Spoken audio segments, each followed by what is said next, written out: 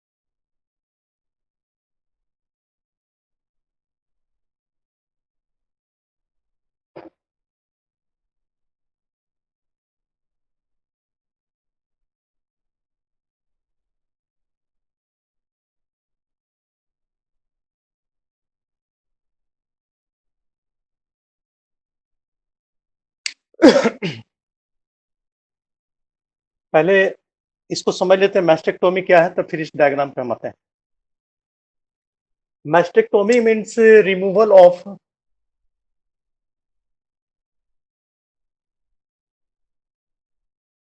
Breast, it's tissues,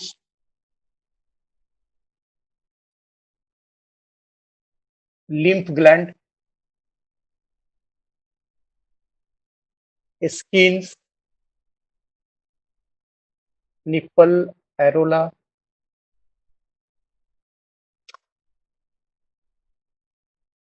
muscles of chest,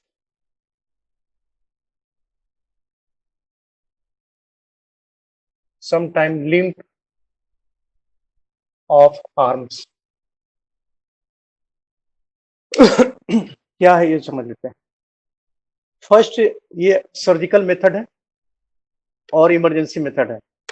ये कहता है कि रिमूवल ऑफ ब्रेस्ट, ठीक है। सिर्फ ब्रेस्ट ही नहीं, ब्रेस्ट के साथ बोल रहा है कि ब्रेस्ट से related tissues, connective tissues, lymph gland, जो इनसाइड में लिम्फ ग्लैंड है, उसके बाद कंप्लीट स्किन, जो कवरिंग स्किन है, कंप्लीट स्किन, निपल्स, एरोला, उसके बाद मसल्स ऑफ द चेस्ट, ये जो अंदर में इस साइड जो मसल्स ऑफ चेस्ट हो गया, जो रिप्स के ऊपर है, and sometimes lymph of arms, जो यहाँ से बगल में बिसाइड में, अगर राइट ब्रेस्ट का मेस्टेक्टोमी कर रहे हैं तो राइट आर्म, लेफ्ट का कर रहे हैं तो लेफ्ट आर्म, जो आर्म गया है उसमें जो लिम्फ ग्लैंड है कभी कभी उसको भी रिमूव कर लेते हैं। ये इतना में ये सारा का सारा पार्ट या इसमें से कुछ पार्ट, कोई जरूरी नहीं कि यहां से यहां तक सभी को रिमूव किया जाए, इसमें से कुछ पार्ट को रिमूव करते हैं या कंप्लीट पूरे स्ट्रक्चर को रिमूव करते हैं, तो that type of surgical method is called mastectomy. इसी को हम लोग मैस्टेक्टोमी बोलते हैं। थोड़ा सा इन साइड चले आते हैं, यहां समझने में आसान हो जाएगा। ये ये पूरा चेस्ट मसल्स है।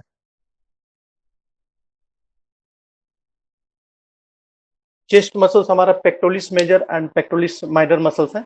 मेल फीमेल दोनों में एक ही मसल होता है। तो ये रिब्स के ऊपर में चेस्ट मसल्स है, ये लाइनिंग जो ब्लू हम कर दिए हैं, ये कंप्लीट ब्रेस्ट है। ब्रेस्ट में अगर आउटर से चलते हैं तो ये स्किन कवरिंग लेयर है, ये कंप्लीट स्किन का लेयर है। और सेक्शन कर देते हैं, ब्रेस्ट को हम सेक्शन करते हैं तो इन साइड में स्किन के नीचे ये कनेक्टिव टिश्यूज है, ये पूरा का पूरा connective tissues and fat, connective tissues and fat का लेयर स्किन के नीचे चारों तरफ, यहां से यहां तक ये चारों पूरे ब्रेस्ट में कवर रहता है। और इन साइड उसके अंदर जाते हैं तब ये चैनल, एक छोटा छोटा छोटा छोटा छोटा कनाल का एक पूरा बंडल फैला होता है, और उसमें से उसके भी ब्रांचेज निकलते हैं। और ये ब्रांचेज निकलने के बाद इसमें छोटे छोटे एल्वियोलाई, जैसे लंग्स में एल्वियोलाई होता है वैसे ही एल्वियोलाई लाइक स्ट्रक्चर है, और ये लैक्टिफेरस डक्ट है, लैक्टिफेरस एल्वियोलाई।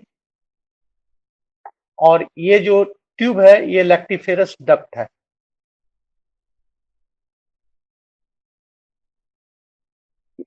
मिल्क का प्रोडक्शन इस एल्वियोलाई में हो रहा है, और इस डक्ट को होते हुए ये डिफरेंट डिफरेंट करीब 16 टू 20 ट्यूब के स्ट्रक्चर में ये निपल्स में आके खुलता है, और निपल से ये इजेक्ट होता है। और ये जो खाली जगह हुआ है इस एल्वियोलाई के जो बीच में जो व्हाइट व्हाइट स्पॉट दे रहा है, वो खाली जगह नहीं होता, वहां पे फैटी टिश्यू का डिपोजिशन होता है। फैट एंड कनेक्टिव टिश्यूज इसको कवर करके रखते हैं।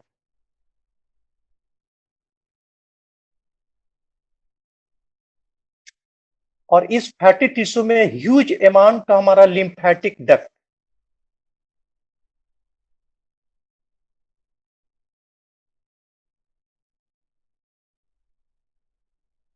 लिम्फेटिक ग्लैंड और उससे रिलेटेड डक्ट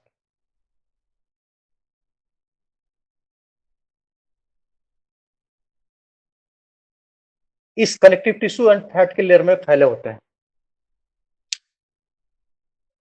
रिमूवल की बात कर रहा है तो रिमूवल में एक एक इंक्लूडिंग है, स्किन भी इंक्लूडिंग है, उसका बीनीथ का कनेक्टिव टिश्यू भी इंक्लूडिंग है, ये लैक्टिफेरस डक्ट भी इंक्लूडिंग है, एल्वियोलाई भी इंक्लूडिंग है, और उसके बाद lymphatic duct, lymph gland and उससे रिलेटेड चैनल, ये सारे भी इंक्लूडिंग है। और कभी कभी ये पूरा चेस्ट मसल जो पेक्टोरिस मेजर पेक्टोरिस माइनर का चेस्ट मसल्स है, ये कंप्लीट रिमूवल होता है।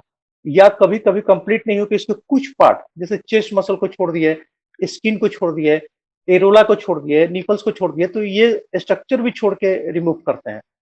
लेकिन चाहे पार्शियल करें या कंप्लीट करें, दैट इंसिजन मेथड या surgical treatment is called mastectomy. यही हमारा मैस्टेक्टोमी। डायग्राम मिटा रहे हैं हम।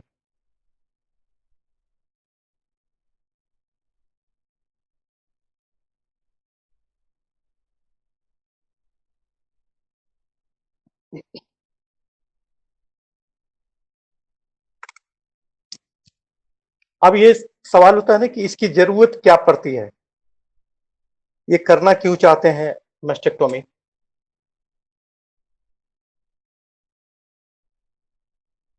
काउजेज की बात करते हैं तो ये बोलता है कि सबसे पहला जो कारण होता है चेंज ऑफ मैलिग्नेंसी। अगर कहीं पर मैलिग्नेंसी डेवलप कर गया है, जिस फीमेल्स में मैलिग्नेंसी डेवलप कर गया है, तो वहां पे उसको वेट करने के बजाय, क्योंकि मेटास्टेट है, स्प्रेड करेगा एक जगह से दूसरे जगह, हो सकता है वहां से लंग्स में चला जाएगा या फिर अदर ऑर्गन्स में जाएगा लिम्फेटिक डक्ट के थ्रू, तो बेटर है कि उसको रिमूव कर देने में ही फायदा है।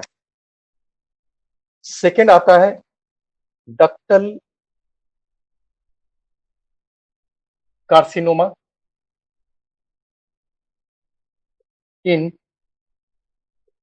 सिटू। जो लैक्टिफेरस डक्ट था या लिम्फेटिक चैनल था, उसमें अगर मैलिग्नेंसी कार्सिनोमेटस चेंज डेवलप कर जाता है, तब भी रिमूव कर देने में ही फायदा है। उसके बाद stage 1 and stage 2, first and second stage of breast cancer, जहां पे अभी मेटास्टेज डेवलप नहीं किया। मेटास्टेट का मतलब होता है कि कैंसरेशन सेल जैसे एक जगह है, अगर यहाँ पर ब्रेस्ट कैंसर की बात करें तो ब्रेस्ट में है, तो यहाँ से सेल्स एम्यूबिक फॉर्म में निकल के हो सकता है कि लंग्स में चला जाए, हो सकता है कि स्टोमक में चला जाए, हो सकता है कि ओवेरी में चला जाए, और जिस जगह पे जाके लॉज कर रहा है, यहाँ पर सेकेंडरी कार्सिनोमा या यहाँ पर सेकेंडरी कार्सिनोमा या यहाँ पर सेकेंडरी कार्सिनोमा, माने कि एक तो ब्रेस्ट में कैंसर है ही, साथ में स्टोमक में हो गया या लंग्स में हो गया या ओवेरी में हो गया, तो इस प्रोसेस को हम लोग मेटास्टेट बोलते हैं। पैथोलॉजी पढ़ाएंगे, ये जो हम पढ़ा रहे हैं न्यूप्लासिया ट्यूमर, उसमें ये बात आएगी अगला क्लास में। तो इस शब्द को हम मेटास्टेट बोलते हैं। तो फर्स्ट एंड सेकेंड स्टेज में भी मेटास्टेट डेवलप नहीं करता है, थर्ड स्टेज या फोर्थ स्टेज में जाने के बाद मेटास्टेट डेवलप करता है। तो फर्स्ट एंड सेकेंड स्टेज में अगर कार्सिनोमाइटिस चेंज डायग्नोज हो गया, तो वहां पे रिमूव कर देने में ही फायदा है।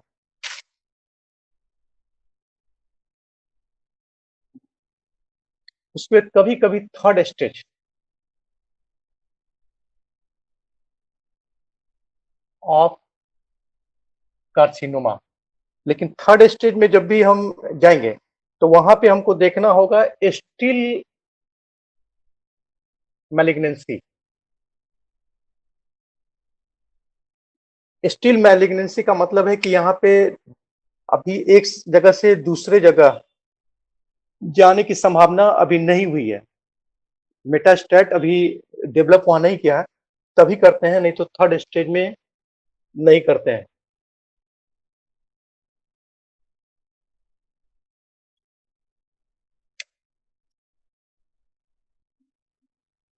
उसके बाद लोकली रिकरेंट ब्रेस्ट कैंसर, मतलब कि उसको दिया गया है, रेडियोथेरेपी दिया गया है, केमोथेरेपी दिया गया, केमोथेरेपी से क्यूर हो गया, ब्रेस्ट कैंसर क्यूर हो गया, लेकिन कुछ समय के बाद फिर रिपीट कर रहा है, सेकेंड टाइम्स या थर्ड टाइम्स रिपीट कर रहा है, तब उसको और केमोथेरेपी या रेडियोथेरेपी पर डिपेंडेंस नहीं होती, उसको रिमूव कर देते हैं। उसके कभी कभी होता है म्यूटेशन चेंज,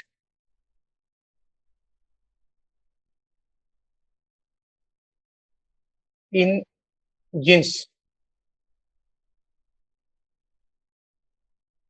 रिजल्टिंग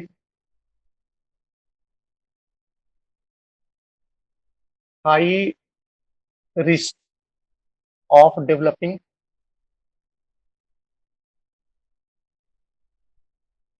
कैंसर।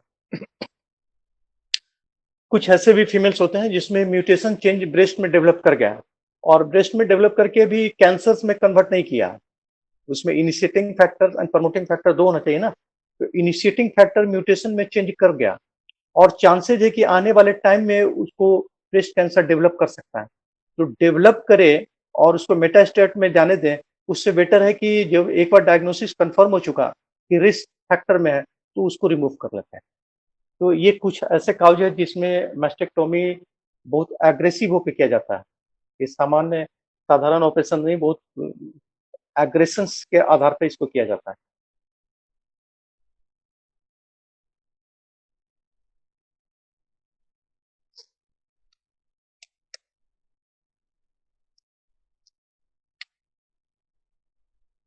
इसके बाद टाइप ऑफ मास्टेक्टोमी, कितने तरह का ऑपरेशंस मास्टेक्टोमी में किया जा सकता है। इसमें पहला आता है रेडिकल मास्टेक्टोमी।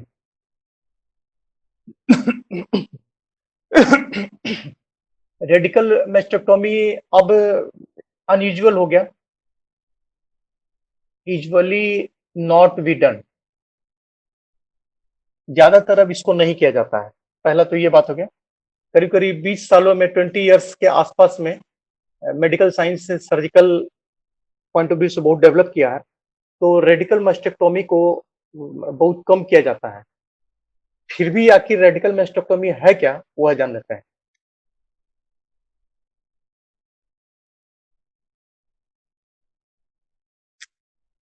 बोलता है कि complete removal of breast skin beneath tissues, areola, nipples, lymph gland, chest muscles,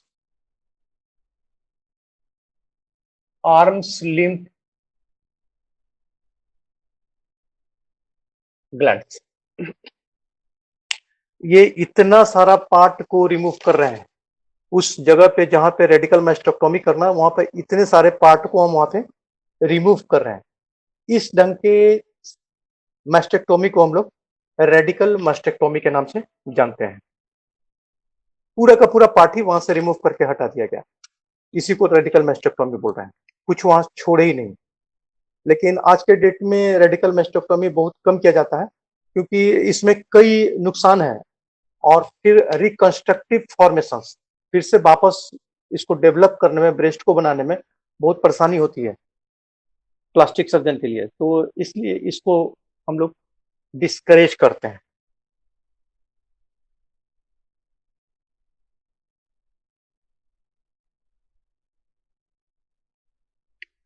उसके बाद आता है टोटल मस्टेक्टोमी।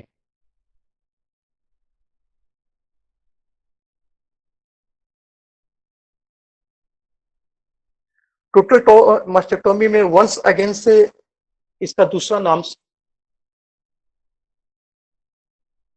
सिंपल मैस्टेक्टोमी भी है। इसमें क्या करते हैं कि रिमूव कर देते हैं, removal of breast completely and including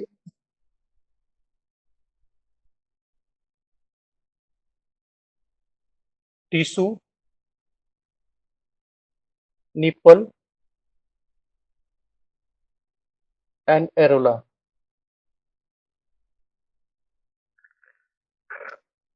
अगर जरूरत पड़ी, if necessary, then a small lymph gland, अगर जरूरत पड़ती है तो, अदरवाइज नहीं, इसको हम निकाल देते हैं। और अगर डेवलपिंग ऑफ lymphatic चेंज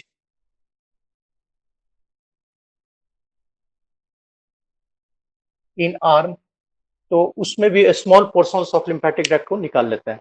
यहाँ पे चेस्ट के मसल्स को रिमूव कर देते हैं, स्किन को कोशिश करता है स्किन को छोड़ दिया जाए, जो कवरिंग स्किन था बाहर वाला उसको छोड़ देने की कोशिश करते हैं। अगर इस ढंग के ऑपरेशन परफॉर्म करते हैं मैस्टेक में, तो इसको टोटल मैस्टेक्टोमी के नाम से जानते हैं। यहाँ पर चेस्ट मसल को छोड़ दिए, आर्म्स के मैक्सिमम पार्ट को छोड़ दिए, ब्रेस्ट में small lymphatic gland, small lymphatic gland की सिर्फ जहां पे कैंसरेशन चेंज है जिस लिम्फेटिक ग्लैंड में, सिर्फ उसी को रिमूव करते हैं। बाकी लिम्फेटिक ग्लैंड या लिम्फेटिक चैनल को वैसे ही छोड़ देते हैं। स्किन को यहाँ पे छोड़ देते हैं, कोशिश करते हैं कि स्किन बाहरी पोर्शंस को हम छोड़ दें।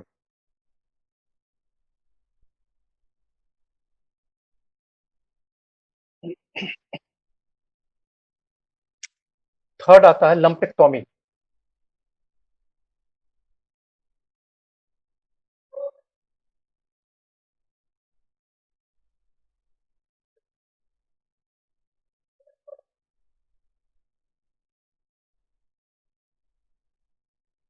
मान लेते कि ये कैंसरेशन चेंज यहाँ पे लिम्फ ग्लैंड में हुआ, बाकी सब लिम्फेटिक चैनल्स इंटैक्ट है, ब्रेस्ट के बाकी पोर्शन इंटैक्ट है, ठीक है।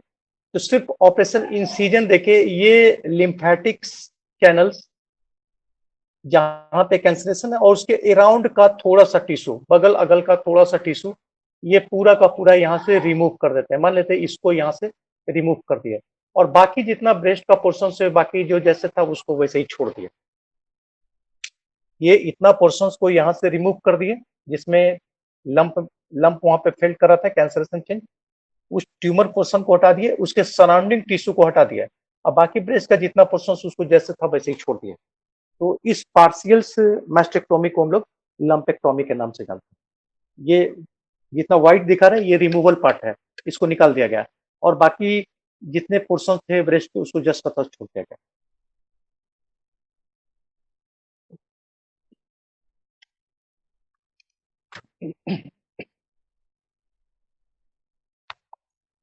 उसके बाद आता है क्वाड्रेंटोमी।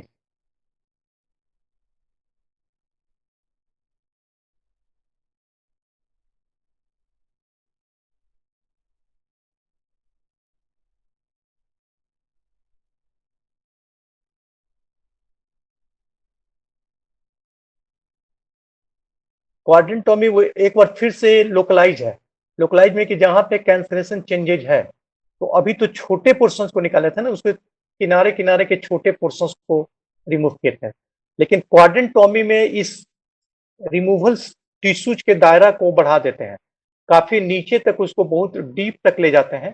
ये सराउंडिंग बहुत बड़े टिश्यूज को भी यहाँ से रिमूव कर लेते हैं। तो इस ढंग के ऑपरेशंस को, अगर इसको इतना बड़ा पार्ट को हम निकाल दे रहे हैं तो लंपेक्टोमी नहीं बोल के है लंपेक्टोमी का ही पार्ट, लेकिन उसको क्वाड्रेंटोमी बोलते हैं। ये पूरा इतना बड़ा पोर्शंस को यहाँ से रिमूव कर दिया, ये सारे पोर्शंस को रिमूव कर दिए, तो दैट इंसिजन्स या type of surgery is called quadrantectomy. Lumpectomy से थोड़ा सा ज्यादा पोर्शंस को यहाँ पे रिमूव करते हैं।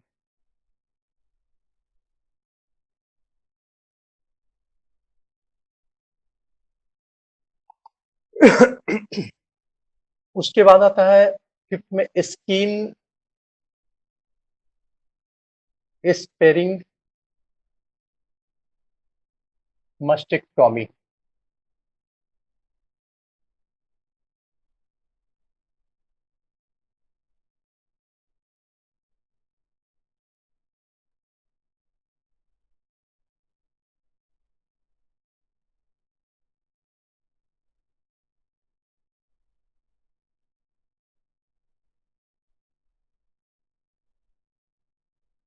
स्किन स्पेरिंग का मतलब होता है स्किन को छोड़ देना। इट मीन्स कि ये कवरिंग मेम्ब्रेन जो ये बाहर का एरिया है, इसको हमने छोड़ दिया। ये सिर्फ आउटर स्ट्रक्चर जो बाहरी स्किन का कवरिंग मेम्ब्रेन है, स्पेरिंग का मतलब उसको हमने छोड़ दिया।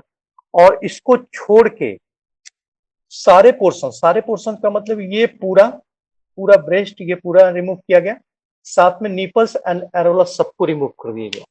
इट मीन्स कि ये निपल एरोला रिमूव किए, साथ में अंदर के सारे टिश्यूज को रिमूव कर दिए, ये पूरा का पूरा रिमूव हो गया। बच क्या गया उसमें? तो बच गया only outer covering membrane skin का, और अंदर में चेस्ट मसल्स, बस इतना छोड़ दिए। ये अंदर का सारा पोर्शन को निकाल लिया। तो इस ऑपरेशन को हम लोग स्किन स्पेरिंग मैस्टेक्टोमी के नाम से जानते हैं। ये इसलिए छोड़ा जाता है ना कि अंदर में आर्टिफिशियल ब्रेस्ट को यहाँ पे सेटल किया जाता है, और सेटल करने के बाद स्किन के अंदर में इसको फिर से बना दिया गया, रिकंस्ट्रक्ट कर दिया गया, और ठीक यहाँ से फिर से निपल सब आर्टिफिशियल बना होता है, इसको फिक्स कर दिया और बाहर से ये स्किन कवरिंग मेम्ब्रेन को वहां वहां पे अटैच कर दिया। तो ऑपरेशन के बाद रिकंस्ट्रक्टिव जब ब्रेस्ट का फॉर्मेशन हो जाता है तो बाद में पता नहीं चलता है कि यहाँ पे ब्रेस्ट नहीं है, आर्टिफिशियल वहां पे टिश्यूज को डेवलप किया गया है। तो that operation is called skin sparing mastectomy.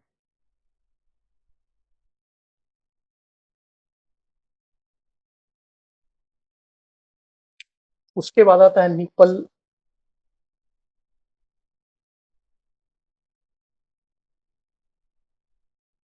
Areola sparing mastectomy. पांचवा छठा जो भी नंबर हो आपका, इसमें चूंकि नाम से ही क्लियर हो रहा है कि निपल्स एंड एरोला, तो ये इन दोनों को छोड़ के और बाकी जितने अंदर का पार्ट था, ब्रेस्ट के अंदर का पार्ट था, वो सारे टिश्यूज को वहां से रिमूव कर लेते हैं।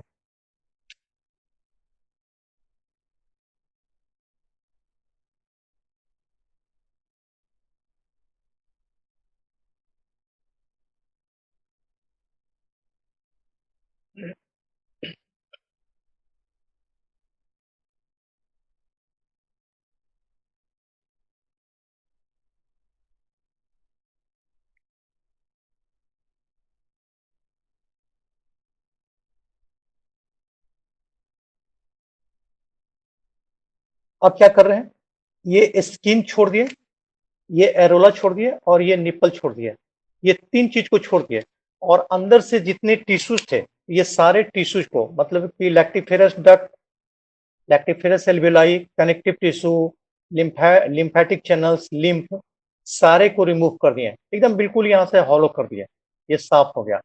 और चेस्ट मसल्स को छोड़ देते हैं।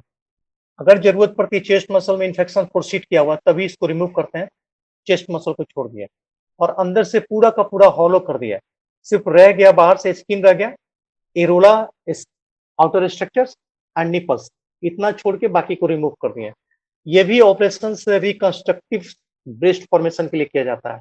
मतलब कि ऑपरेशन से ये सक्सेस हो जाने के बाद प्लास्टिक सर्जन फिर से इंसिजन देके अंदर में टिश्यूज को फिट कर देते हैं, यहाँ पे फिर से भर देते हैं। और भर देने के बाद चूंकि ये आउटर स्ट्रक्चर तो ओरिजिनली है उसका, तो ऐसे कंडीशन में वीमेन सर्जिकल प्रोसीड्यूर से गुजर चुके हैं और अंदर उस ब्रेस्ट कंटेंट नहीं है, ये किसी को पता नहीं चलता है। तो ये दोनों ऑपरेशन, स्किन स्पेयरिंग और निपल एरोला स्पेयरिंग, दोनों ऑपरेशन रिकंस्ट्रक्टिव ब्रेस्ट फॉर्मेशन, माने कि ऑपरेशन के बाद प्लास्टिक सर्जन फिर से वहां टिश्यूज, आर्टिफिशियल टिश्यूज को या आर्टिफिशियल फोम पैड को भर के ब्रेस्ट के कंस्ट्रक्शन में डेवलप कर दे, इसीलिए किया जाता है ये।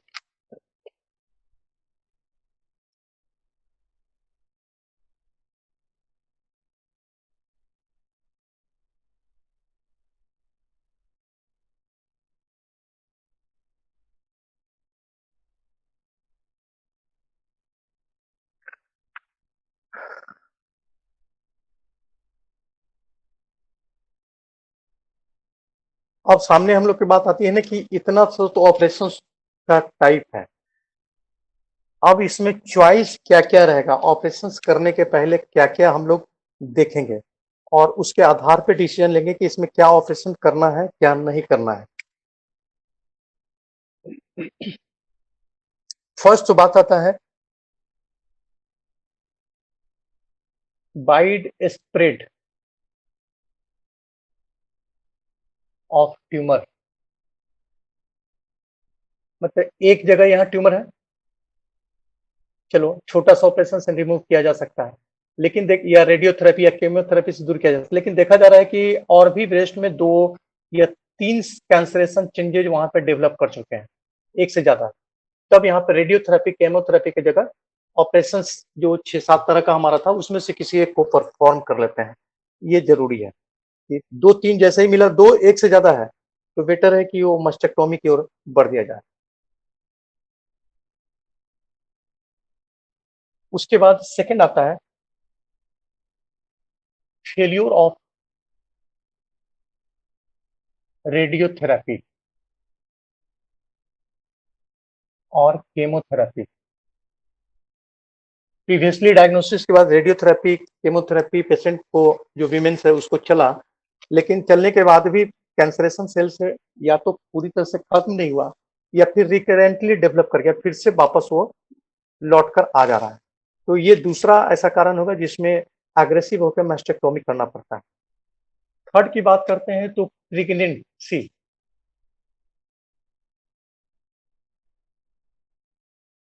अगर वीमेन प्रेग्नेंट है, दुर्भाग्यवश अनफॉर्चुनेटली प्रेग्नेंट है, तो प्रेग्नेंट में अगर रेडियोथेरेपी देते हैं या फिर केमोथेरेपी देते हैं, दोनों में से कोई ट्रीटमेंट देते हैं, क्योंकि प्रेगनेंसी 9 मंथ का प्रोसीड्यूर है, तो 9 मंथ कैंसरेशन को छोड़ना बहुत रिस्की है। तो प्रेग्नेंट के केसेस में रेडियोथेरेपी या केमोथेरेपी देते हैं, तो इन साइड जो बेबी डेवलप कर रहा है, ग्रो कर रहा है, रेडियोथेरेपी से ग्रो करना उसका रुक जाएगा। और वहां पे और जो जर्म सेल्स है, जर्म सेल डिजेनरेट कर जाएंगे, तो हो सकता है कोई ऑर्गन्स बने, कोई ऑर्गन्स नहीं बने, या फिर बच्चा फैटल हो या मेंटल ग्रोथ डेवलप हो। तो रेडियोथेरेपी केमोथेरेपी चाइल्ड के लिए, बेबी के लिए 100%, उसमें कोई डाउट ही नहीं है, 100% हार्मफुल है। तो बेटर है कि ये दोनों देकर बच्चे को जान लिया जाए, उससे बेटर है कि मदर के ब्रेस्ट को वहां से रिमूव कर दिया जाए। जो 5-6 जो आता है इसमें से जो पॉसिबल है वो कर दिया जाए। तो बच्चे को बचाने के लिए प्रेगनेंसी के केसेज में केमोथेरेपी रेडियोथेरेपी की जगह ये ऑप्शन लिया जाता है।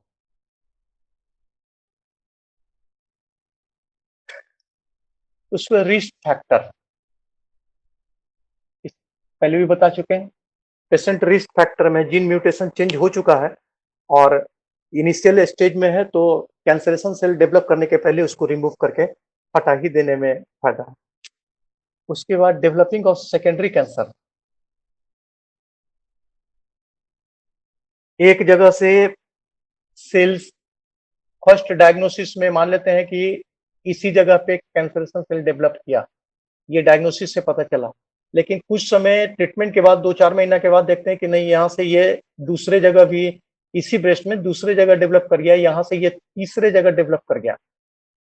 तो ये स्प्रेडिंग फॉर्म है, यहाँ से यहाँ, या फिर और भी मल्टीपल ये बनाता हुआ जा सकता है। तो बेटर है कि ये पूरा का पूरा पार्ट को रिमूव करके हटा दिया जाए।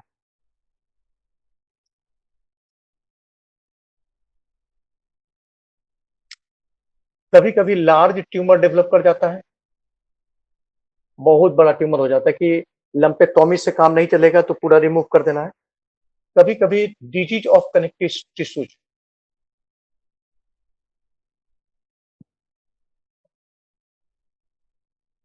पेशेंट जिसको डेवलप किया है कनेक्टिव टिश्यूज का कोई और डिजीज पहले से भी है, तो वहां पे रिस्क लेना ठीक नहीं है, रिमूव कर देने में ही फायदा है।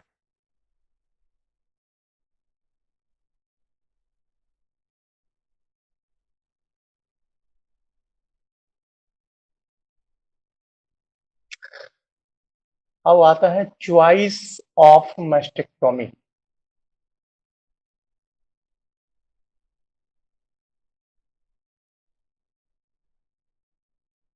काइंड्स, अभी तो बात की कि मैस्टेक्टोमी का डिसीजन क्यों ले रहा है, अब यहाँ पे है कि चॉइस, जो इतने 5-6 तरह का हमारे पास मैस्टेक्टोमी का प्रोसीड्यूर है, उसमें से पेशेंट को किस आधार पे लंपेक्टोमी करेंगे या टोटल मैस्टेक्टोमी करेंगे या स्किन स्पेयरिंग करेंगे या फिर निपल्स स्पेयरिंग करेंगे, तो क्या हमारा सोचने का तरीका है, सर्जन उसके बारे में डिसीजन मेकिंग के समय क्या सोचते हैं, किस आधार पे डिसीजन लेते हैं, वो बता रहे हैं हम। फर्स्ट एज, पेशेंट का एज है उसको ध्यान में रखा जाता है। अगर ओल्ड एज है तो टोटल मैस्टेक्टोमी को ही परफॉर्म कर देते हैं, लेकिन यंग एज में है तो रिकंस्ट्रक्टिव ब्रेस्ट फॉर्मेशन के प्रोसीड्यूर से गुजरना पड़ेगा। तो ऐसे कंडीशंस में टोटल मैस्टेक्टोमी नहीं करके बचाने की कोशिश की जाती है। अगर सेकंड की बात करें तो जनरल हेल्थ, पेशेंट का सामान्य जो हेल्थ है वो कैसा है, अगर पार्शियल पार्शियल या लंपेक्टोमी टोलेट कर सकता है, टोटल मैस्टेक्टोमी टोलेट कर सकता है, तो वो स्थिति देखकर डिसीजन लेते हैं। उस, उस हाँ, हाँ, यस बोलिए। हेलो। उसके बाद मेनोपॉजेटिक स्टेटस, उसके बाद स्टेज ऑफ ट्यूमर, किस स्टेज से गुजर रहा है, first stage, second stage, third stage, ये कौन सा स्टेज से गुजर रहा है, उसके बाद डिसीजन लेते हैं। उसके बाद हार्मोनल स्टेटस, पेशेंट का हार्मोनल स्टेटस क्या है उसको डिसीजन लेते हैं। उसके बाद लिम्फ नोड इन्वॉल्वमेंट, एक इन्वॉल्व है, छोटा लिम्फ नोड इन्वॉल्व है, बड़ा लिम्फ नोड इन्वॉल्व है, मल्टीपल लिम्फ नोड इन्वॉल्व है, तो उसको ध्यान में रखते हुए फिर डिसीजन लेते हैं कि इसमें कौन सा ऑपरेशन सबसे बेटर होगा पेशेंट के लिए।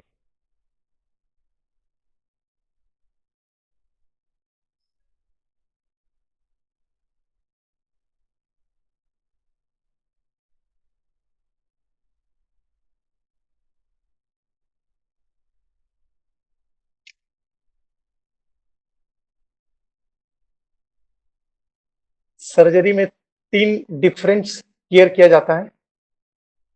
फर्स्ट, बिफोर सर्जरी या surgical procedure. Second, during surgical procedure. Third, after surgical procedure. 3 different different form में इस ऑपरेशन के प्रोसीड्योर, माने उसका जो प्रोसेस है 3 डिफरेंट फॉर्म में प्रोसीड करता है। अब ऊपर से बात करते हैं।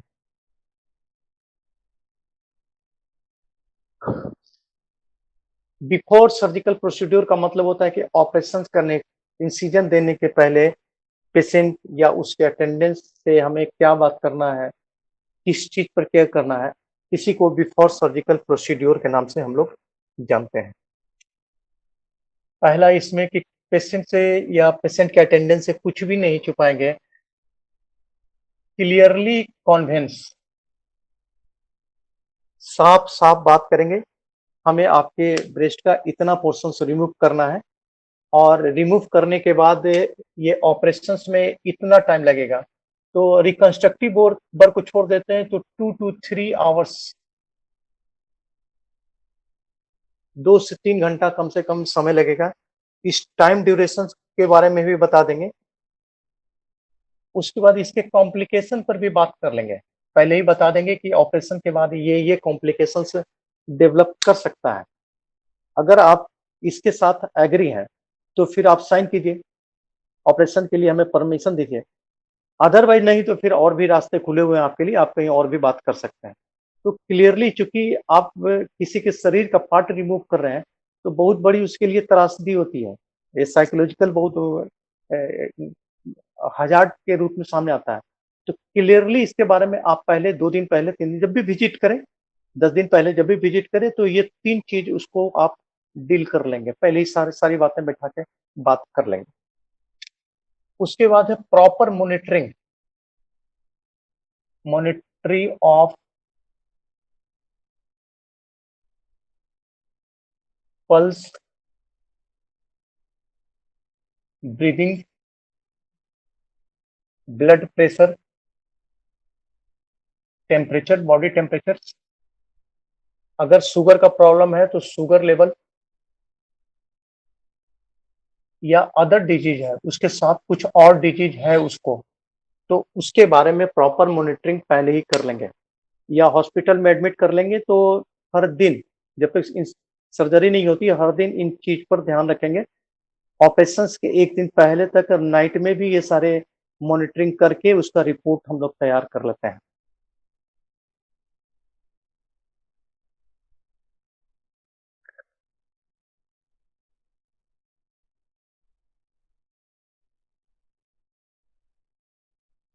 उसके बाद होता है मार्किंग।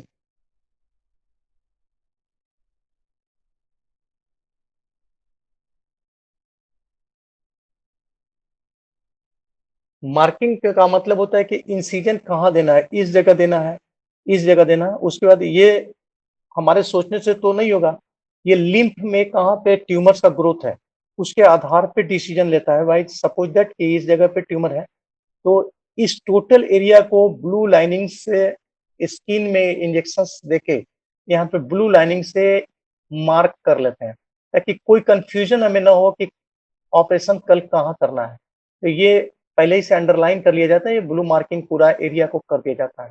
इंसिजन इसी जगह हमको परफॉर्म करना है। ये इतना काम प्री ऑपरेटिवली या बिफोर सर्जिकल प्रोसीड्यूर्स हम लोग परफॉर्म करते हैं।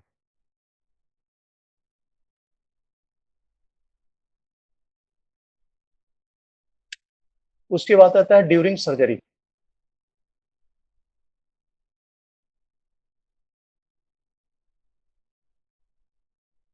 एनेस्थेटिक पॉइंट ऑफ व्यू, उन्हें क्या क्या करना है और उसके लिए क्या क्या तैयारियां करनी है, तो वो सारे ड्यूरिंग ऑपरेशंस में हम लोग प्रिपेयर कर लेते हैं। उसके बाद इलेक्ट्रिकल्स इंसिजन्स दिया जाता है।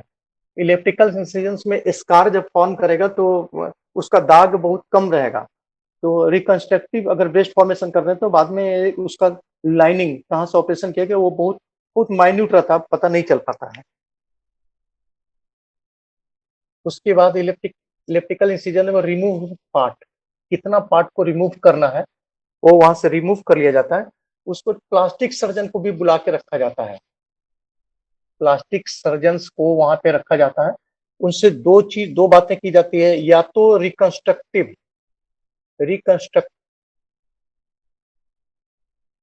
ब्रेस्ट फॉर्मेशन अभी कीजिए या फिर लेटर। ऑपरेशन के दौरान प्लास्टिक सर्जन को बुला के रखना होता है ताकि वो डिसीजन ले सकें कि जो रिकंस्ट्रक्टिव ब्रेस्ट फॉर्मेशन है फिर से उसको आर्टिफिशियल ब्रेस्ट को बनाना है ये अभी किया जा सकता है तो अभी तुरंत किया जाए ऑपरेशन के जस्ट बाद। ये परफॉर्म हुआ है रिमूवल का, रिमूवल के बाद ब्लीडिंग रुकता है, उसको तुरंत यहाँ पे ये आप रिकंस्ट्रक्ट कर दी जाए। अदरवाइज आपको लगता है कि इसके साथ और ट्रीटमेंट की जरूरत है, केमोथेरेपी इसके बाद चलना चाहिए, रेडियोथेरेपी चलना चाहिए, तो कितना समय के बाद आप पेशेंट को फिर से बुला रहे हैं। तो ये जब तक वो अंदर से रिमूव पार्ट को नहीं देखेंगे, कैंसरेशन के स्टेज को नहीं देखेंगे, तब तक डिसीजन नहीं ले पाएंगे। तो प्लास्टिक सर्जन से वहां पे ड्यूरिंग सर्जरी उनके पॉइंट ऑफ व्यू को ले लिया जाता है और उसके आधार पर वर्क किया जाता है।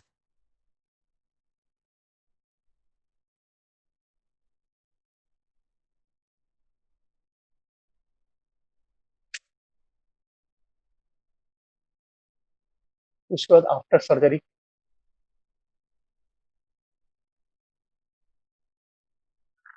आफ्टर सर्जरी में क्या करेंगे, फिर से once again monitor of vital sign. शुरू का 3 दिन बहुत रिस्की होता है, उसमें एटीलेक्टेसिस होने के चांसेस रहते हैं, तो उससे बचने के लिए वाइटल साइन पर बहुत माइन्यूटली नजर रखा जाता है। उसका dressing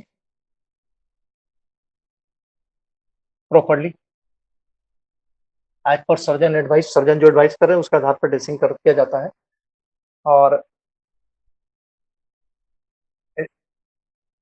any instructions of anaesthetic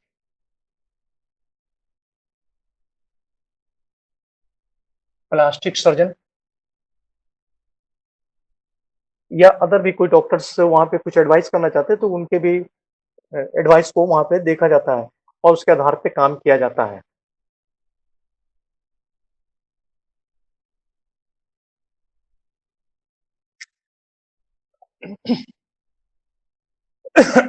उसके बाद लास्ट में आता है counselling, counselling and guidance. Counselling मैंने घर पे उसको क्या करना है नहीं करना है उसकी काउंसलिंग कर देते हैं हॉस्पिटल डिस्चार्ज के समय। और गाइडेंस, गाइडेंस में अपने सामने ही अंडरगारमेंट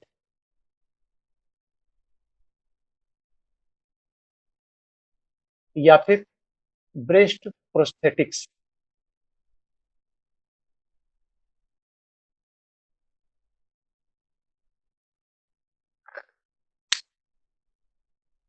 ये हॉस्पिटल में डिस्चार्ज करने के पहले ही अपने सामने पहना के देख लिया जाता है, दोनों, या अंडरगारमेंट या फिर breast prosthetic. Breast prosthetic by the way, prosthetic आप लोग नहीं जान रहे हैं,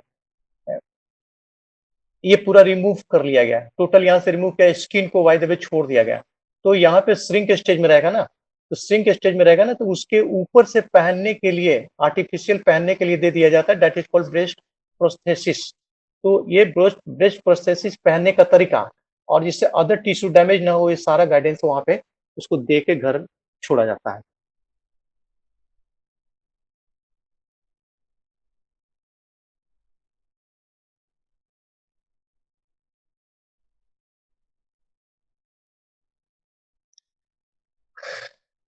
उसको एडवाइस कर दिया जाता है कि आप इतने लोगों की जरूरत, अकॉर्डिंग टू रिक्वायरमेंट इतने लोगों के पास मिल सकते हैं। पहले रेडिएशन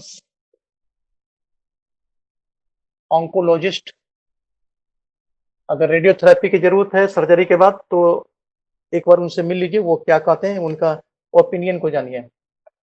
उसको प्लास्टिक सर्जन,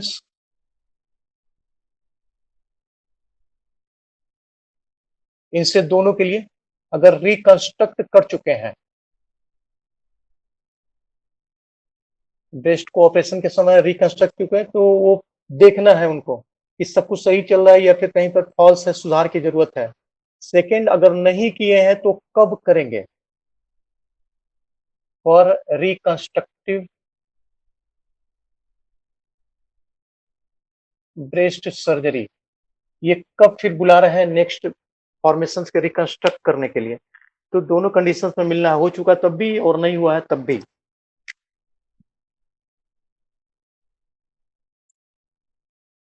उसके बाद मेडिकल्स, ऑन्कोलॉजिस्ट,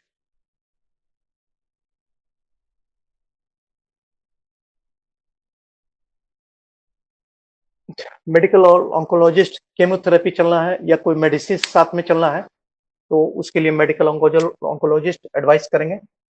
उसके बाद काउंसलर,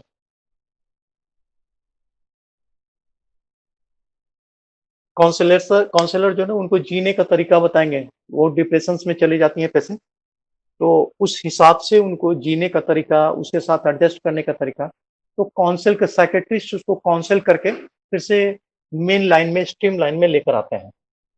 और इसके साथ एक और एक्सरसाइजेज, एक्सरसाइजेज के लिए फिजियोथेरेपी। फिजियोथेरेपी में होता क्या है ना कि ये जैसे शरीर है,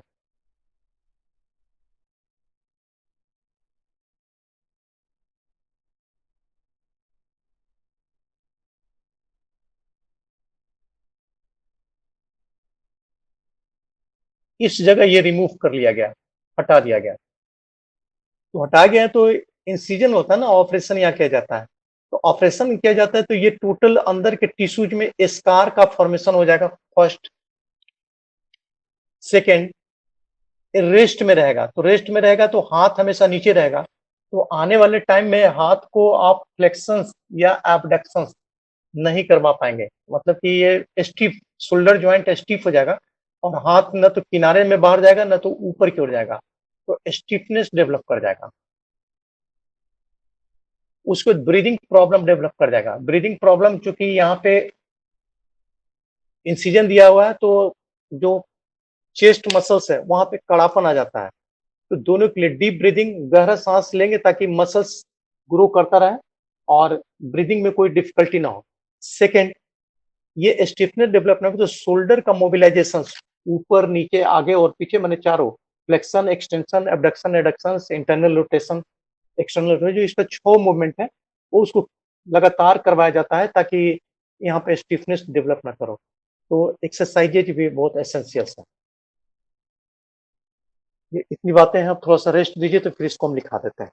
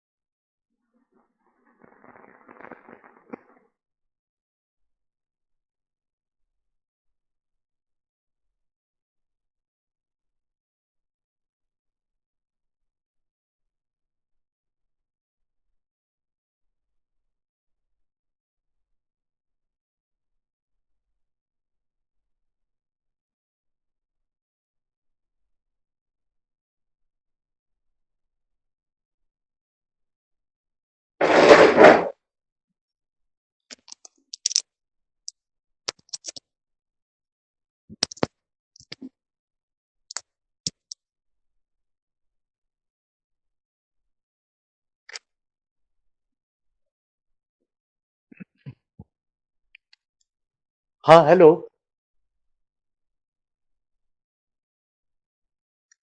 किन्हीं को कुछ पूछना है यहाँ तक तो फिर लिखाएंगे हम।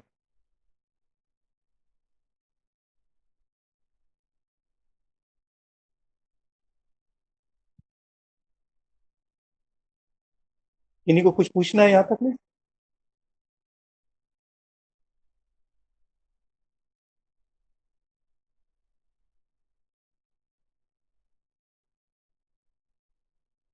लिखिए, हेडिंग दीजिए mastectomy.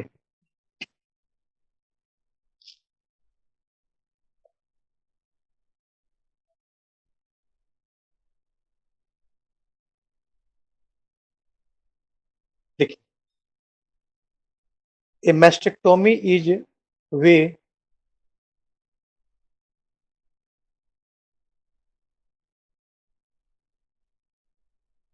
a mastectomy is way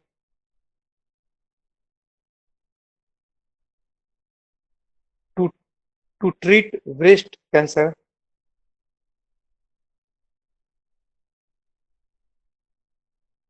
to treat breast cancer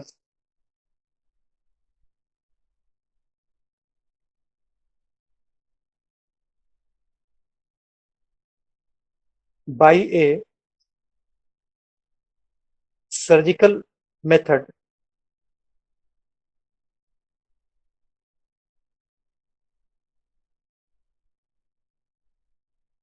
by a surgical method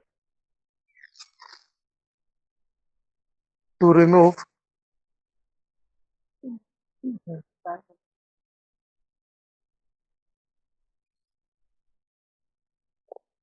to remove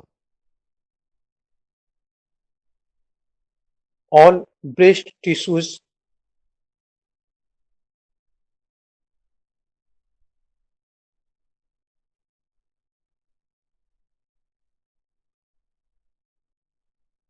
from a breast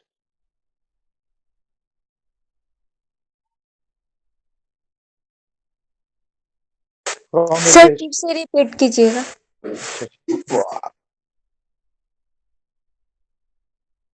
a mastectomy is a mastectomy is way to treat breast cancer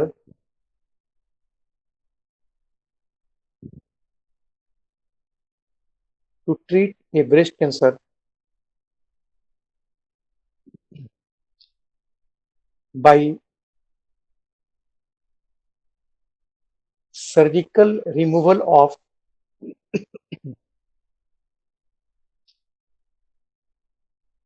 by surgical removal of a breast tissues,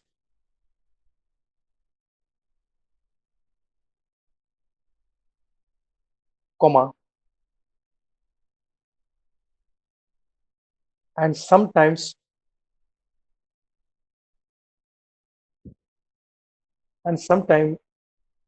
nearby tissues.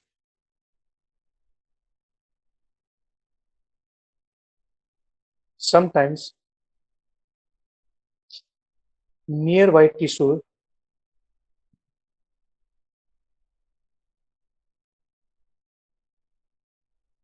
to prevent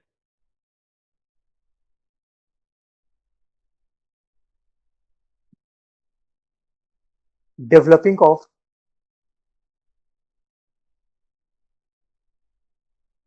to prevent developing of breast cancer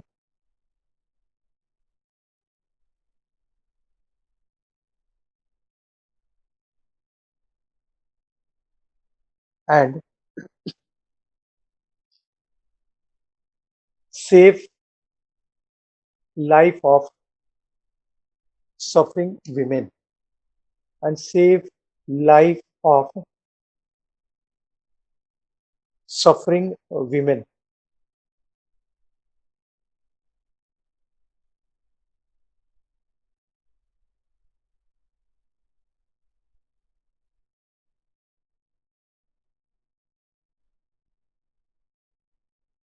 paragraph change करके in previous year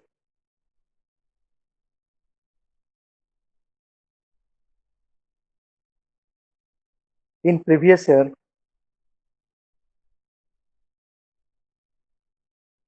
it performed by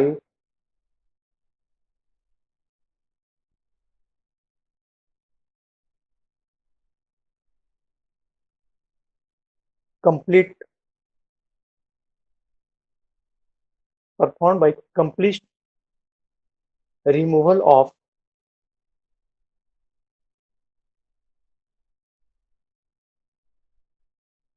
breast,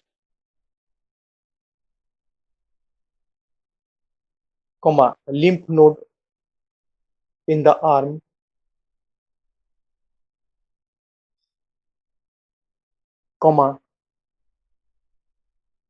chest muscles, etc.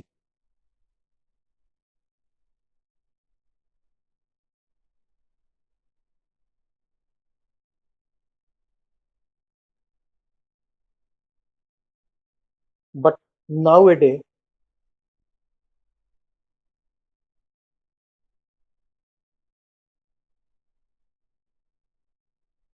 surgical breakthrough over the surgical breakthrough over the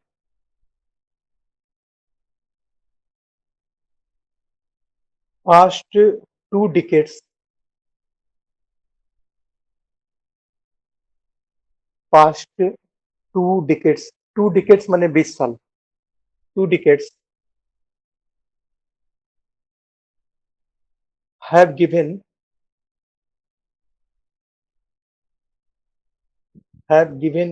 women more option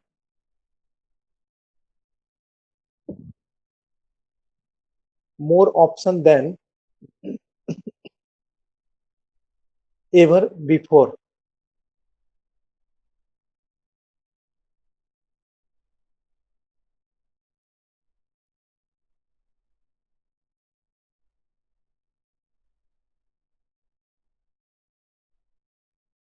comma देखे less invasive breast, less invasive breast,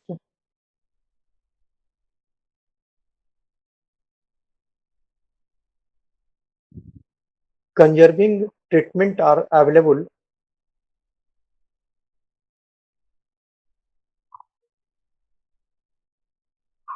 conserving treatment are available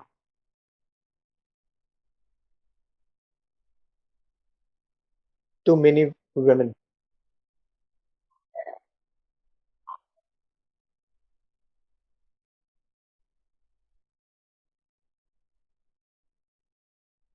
अब heading देना है etiology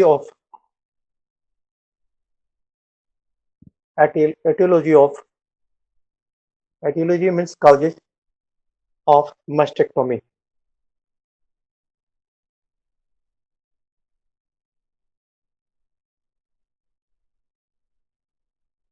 इसमें पहला ductal carcinoma in tissue C2 SITU, ductal carcinoma in situ,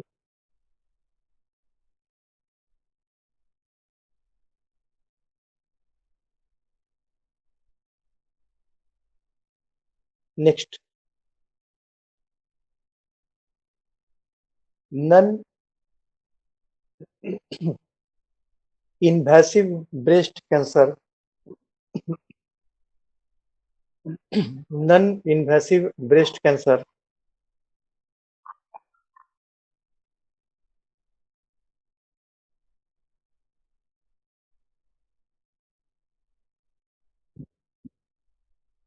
third में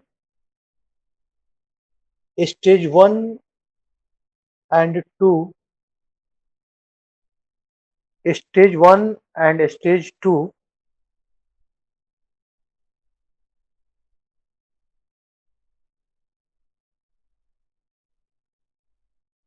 early stage breast cancer.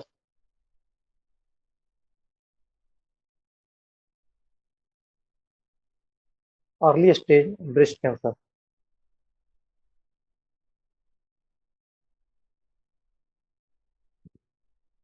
Next में locally advanced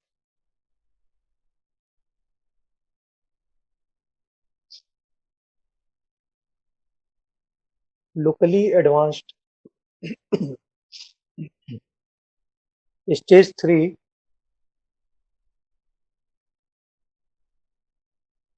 breast cancer.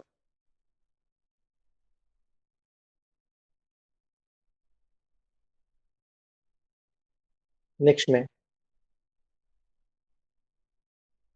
inflammatory breast cancer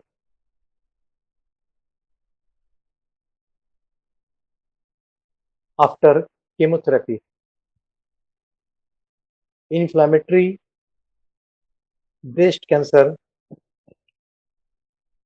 after chemotherapy.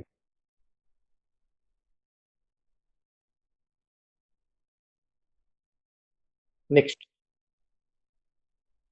Paget's disease of the breast.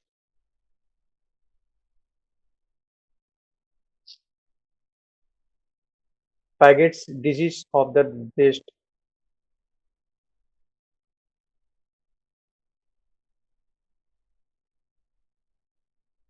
Next, locally recurrent breast cancers.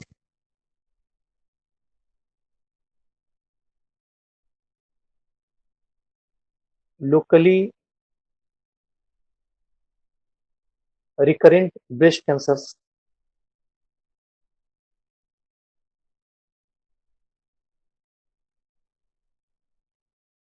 Next, high risk of developing the disease. High risk of developing the disease.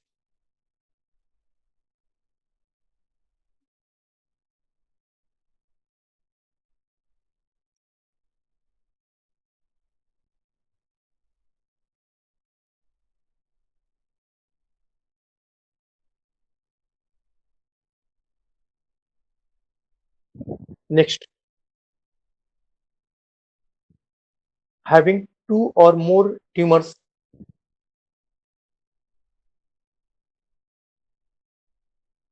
Having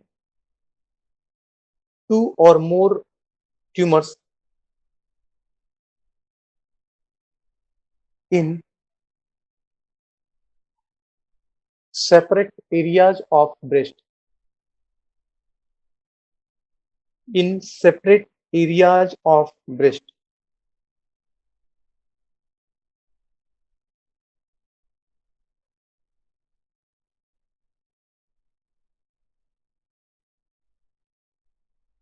Next, widespread or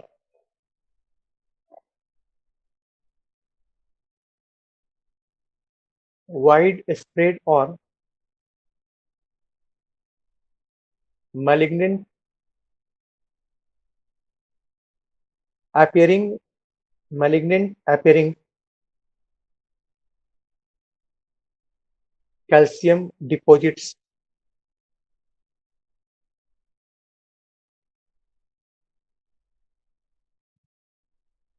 Calcium deposits throughout the breast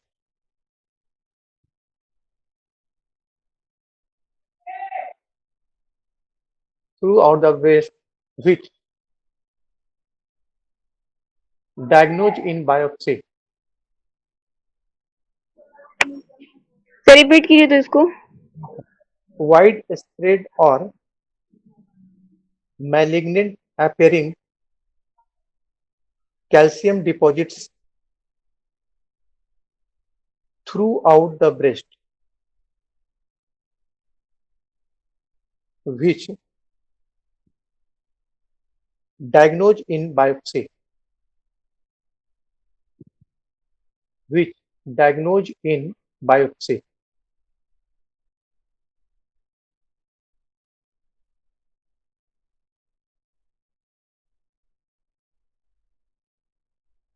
Next, previously women had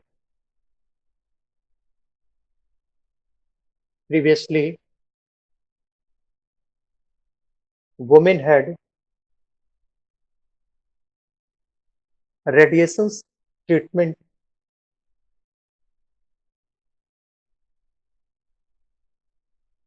radiation treatment to the breast region,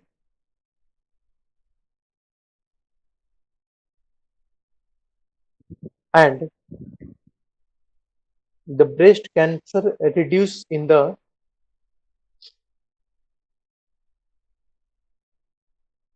and the breast cancer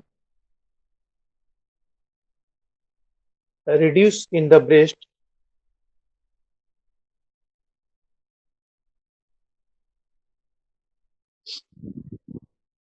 Next,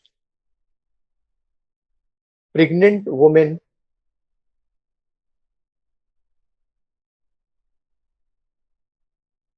pregnant women having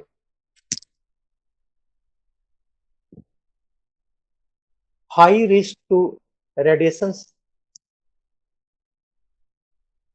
high risk to radiations to unborn child to unborn child.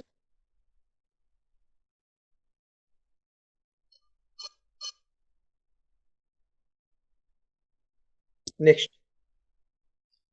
gene mutations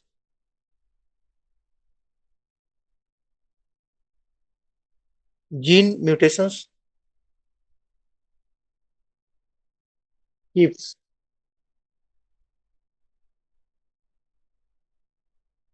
risk of developing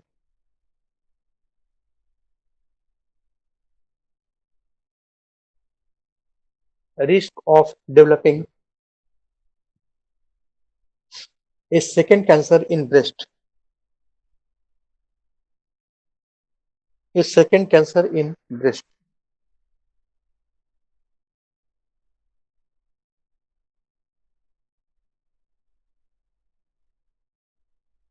Next, large tumors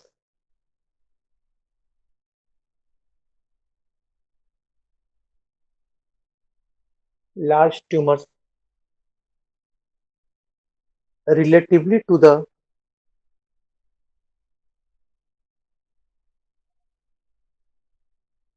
relatively to the overall size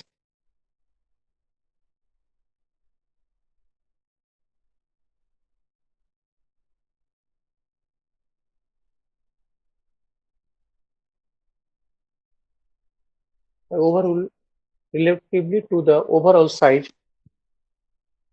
of breast.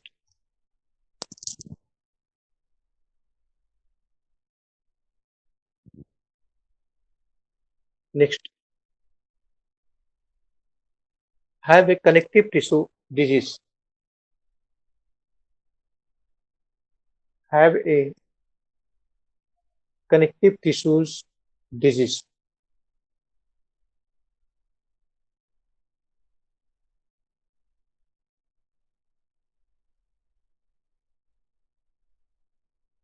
अब heading देना है type of mastectomy.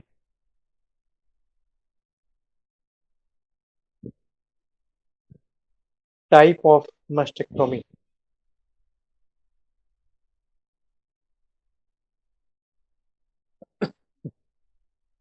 इसमें लिखे there are following type of mastectomy.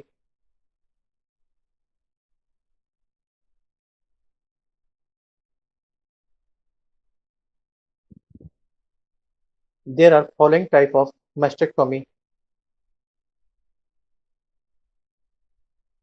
has to be done.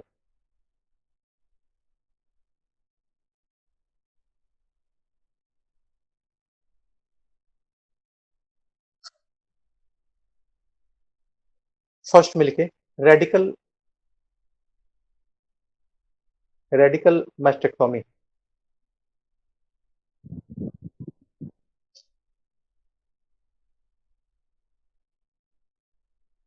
देखें,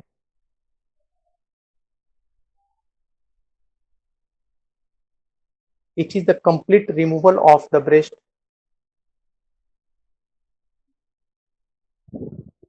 It is the complete removal of the breast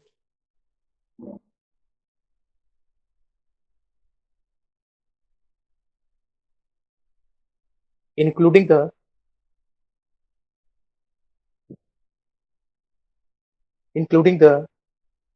nipples, areola,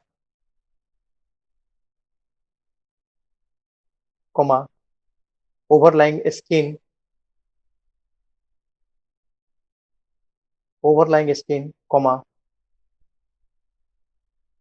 the muscles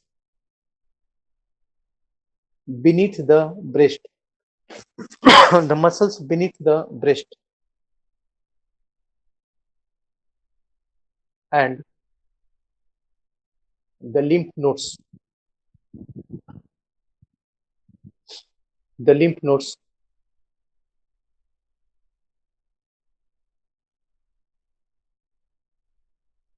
Sometimes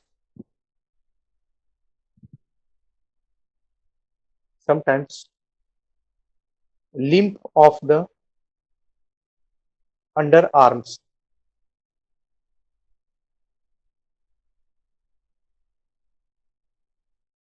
lymph of the underarm.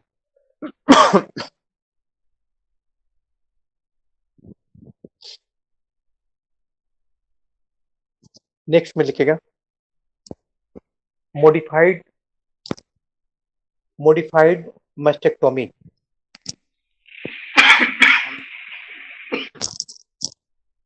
Modified mastectomy, radical mastectomy, modified radical mastectomy.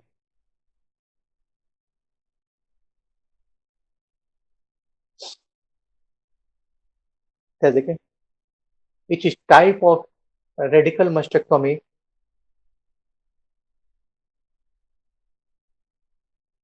which is type of radical mastectomy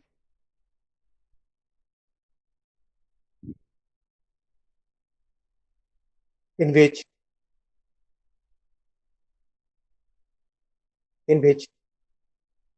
removes breast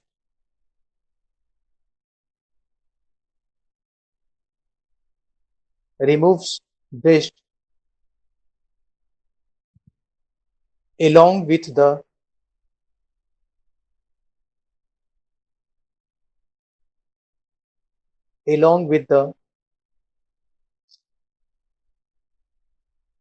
underarm lymph node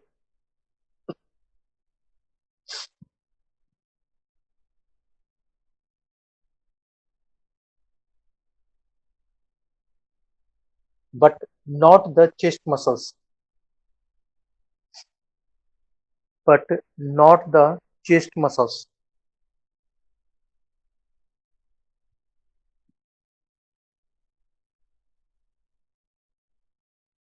the skin covering of the chest wall,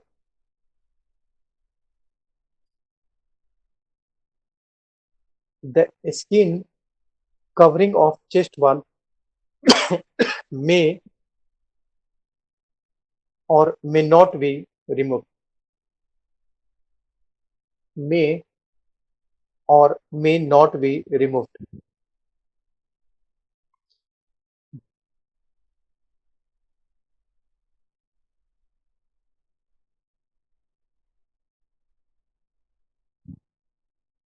next में total mastectomy.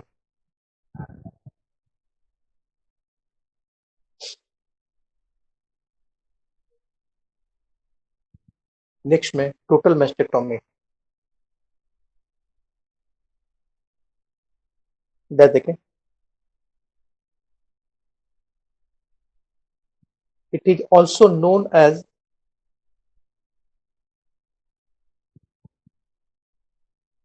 It is also known as simple mastectomy,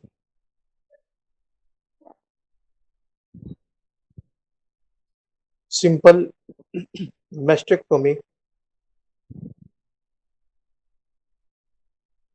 involves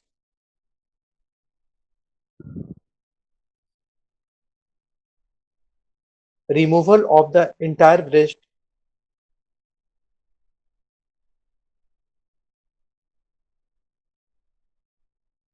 removal of the entire breast,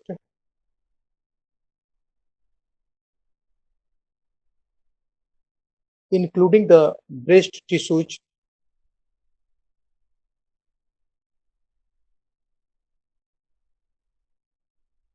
including the breast tissues,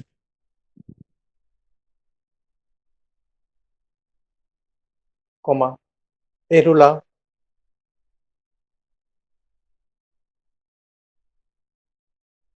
and nipples.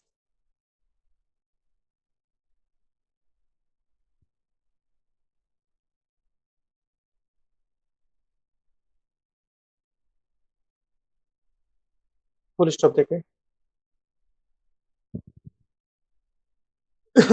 is essential lymph node, a essential lymph node, comma, the small gland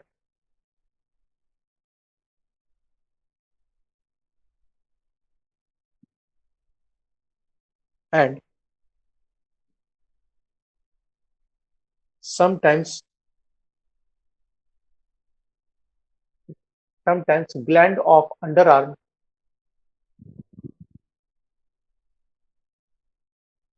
sometimes gland of underarm may also remove.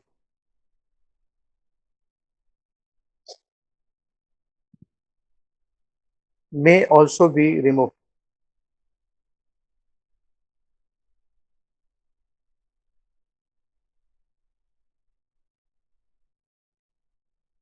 Next में ये lumpectomy, lumpectomy, lumpectomy.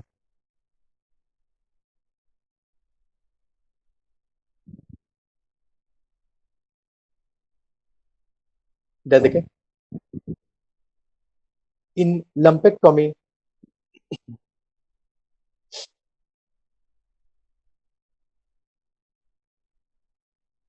removes the tumor, removes the tumor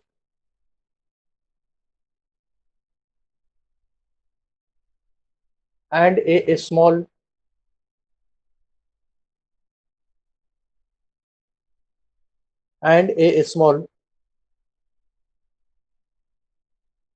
cancer-free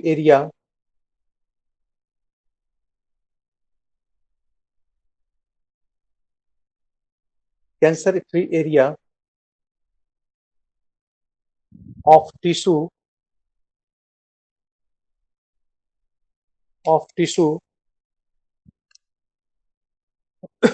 surrounding surrounding.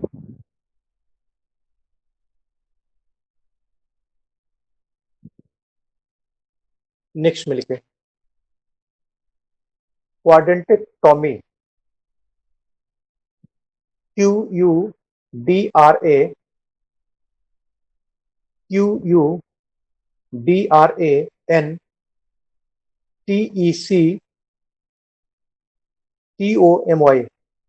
QUDRANTECTOMY, quadrantectomy.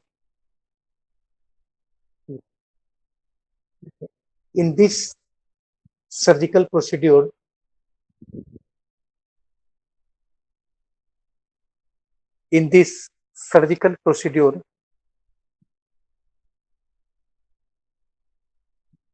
removal of the tumor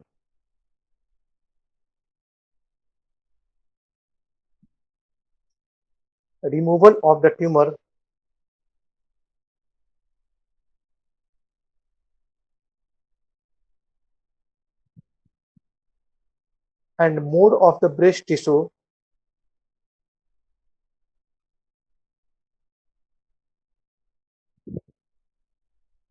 and more of the breast tissue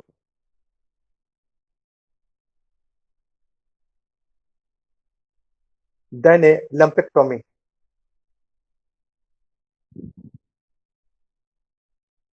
Than a lumpectomy.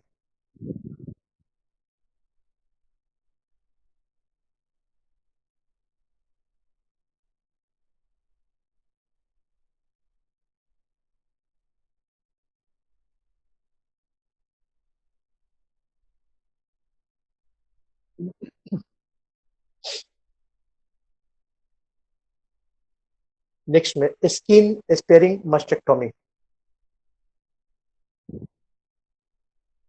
Skin sparing मस्टेक्टोमी.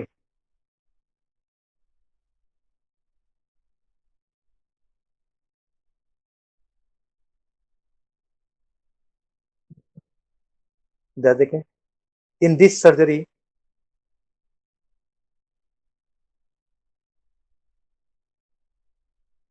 removal of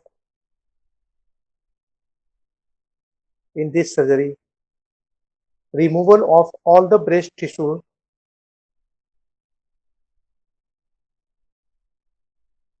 comma nipples nipple comma areola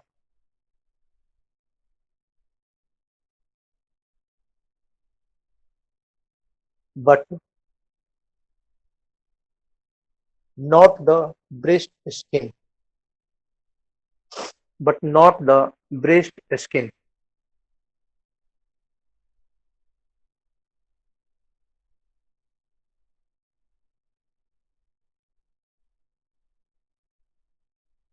तरह आप change कर लीजिए.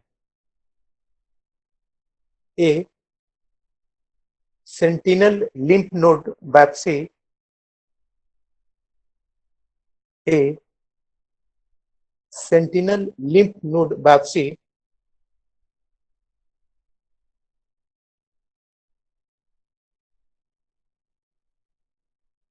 also may be done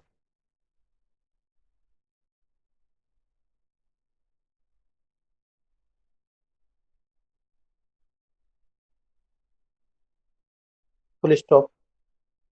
Breast reconstructions breast reconstructions can be performed immediately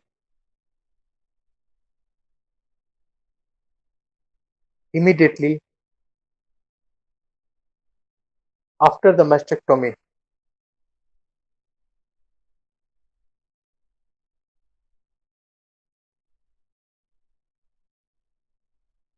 After the mastectomy, drug option करके.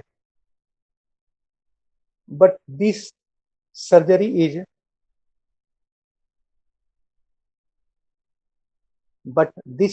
is not suitable for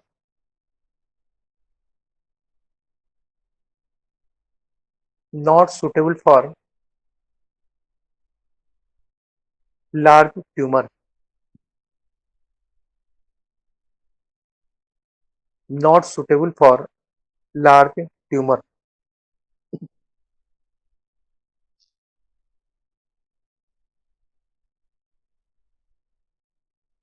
next में लिखे nipple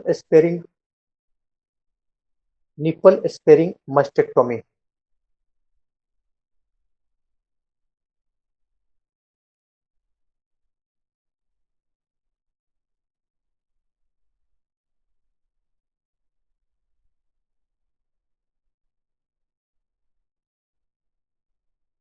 इसमें देखें, in this type of surgery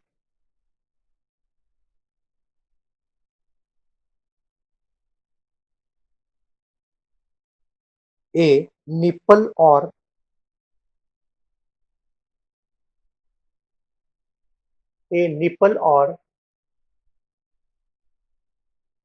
areola sparing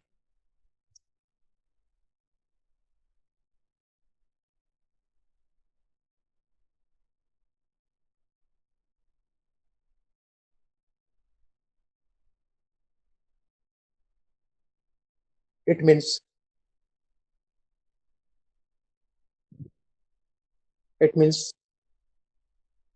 removal of breast only, removal of breast tissue only,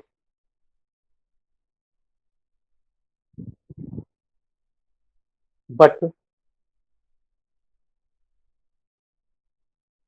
sparing the skin, but sparing the skin, comma, nipple and areola.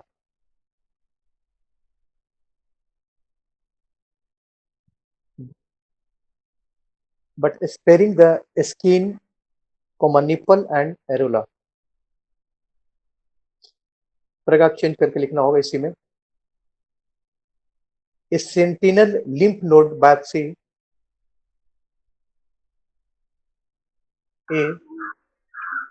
a sentinel lymph node biopsy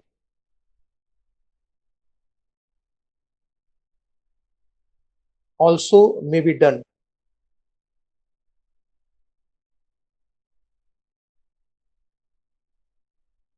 full stop देखें. Breast reconstruction is performed. Breast reconstruction is performed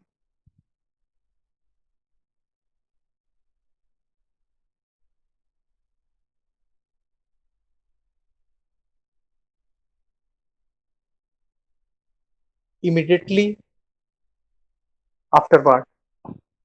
Immediately afterward.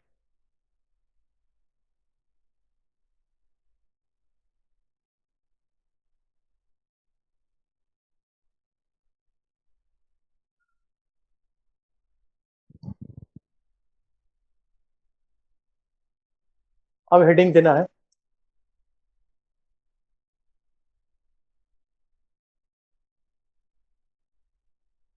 Choice of mastectomy.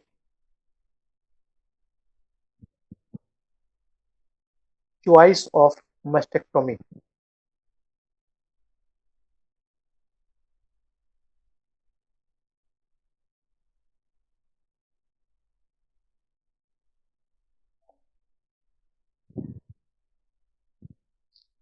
इसमें लिखिए. Choice of mastectomy depends upon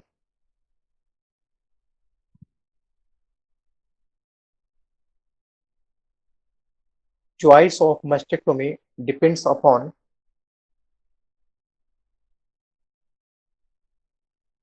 following factors. Depends upon following factors.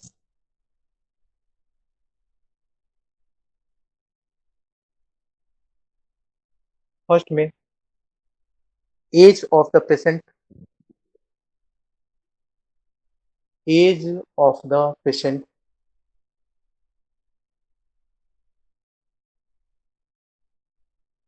Second, general health of the patient.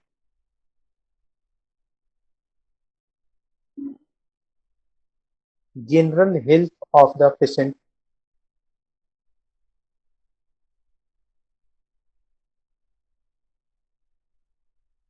Third में menopause status.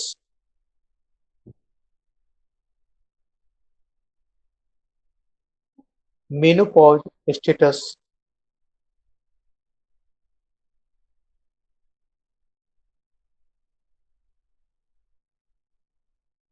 Next, stage of the tumour. Stage of the tumour.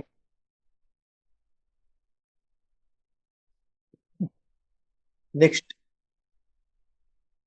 Grade of the tumour.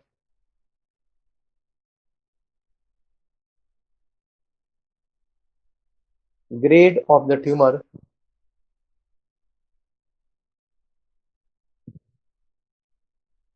Next, tumor hormone receptor status. Tumor hormone receptor status.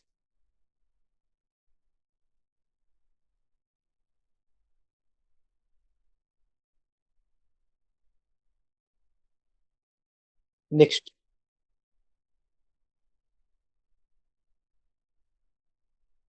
lymph node are involved.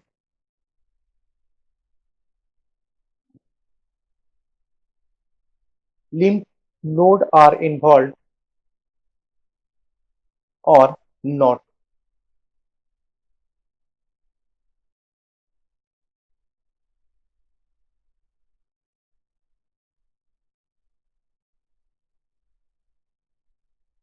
अब heading देना है procedure of operation.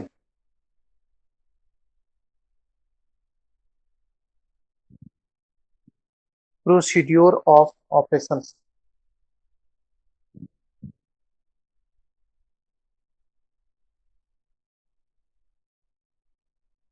इसमें लिखें there are three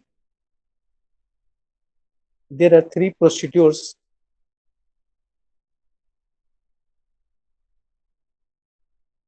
of mastectomy surgery.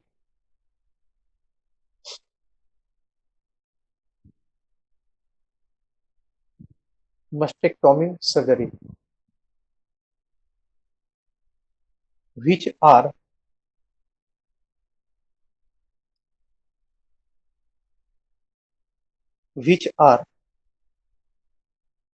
Dash दे देना है. पहला में लिखना है before the procedure.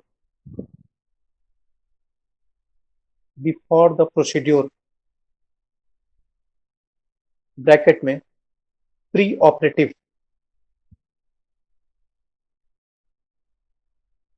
Operative management.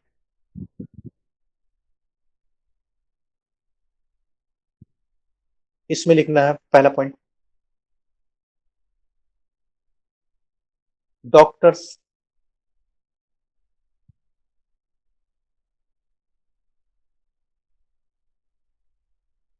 Nurses और health manager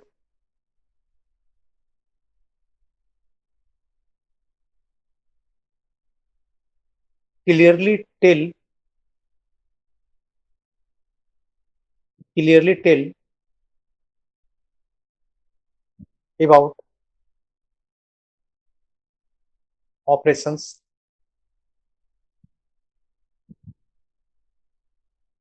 its complications,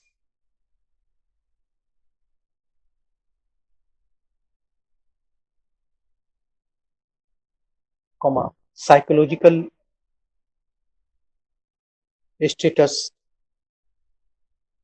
after surgery,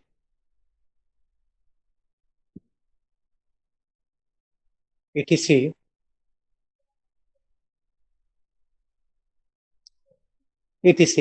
When the patient arrive hospital. When the patient arrive hospital.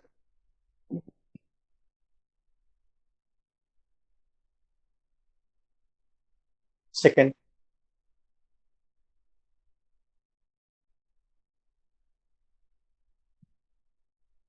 till the time of operations. Till the time of operations.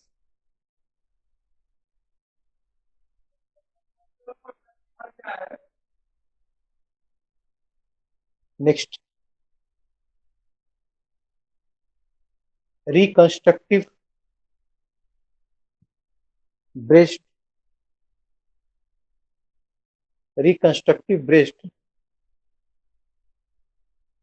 following mastectomy.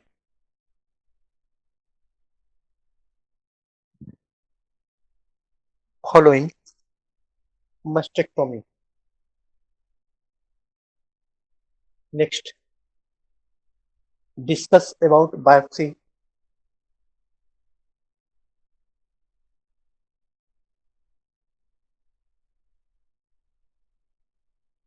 Discuss about biopsy. Next,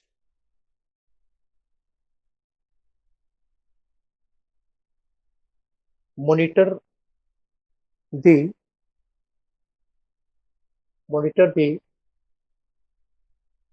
blood pressure, comma, blood sugar,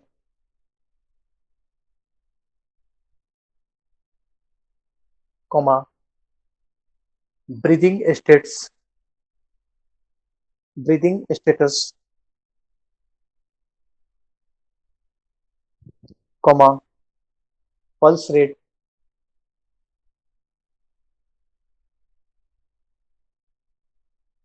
comma, and other medical conditions.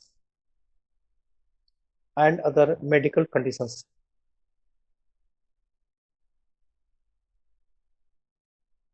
Next, marking with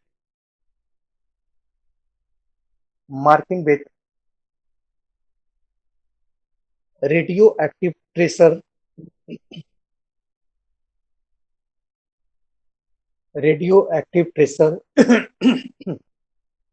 and a blue dye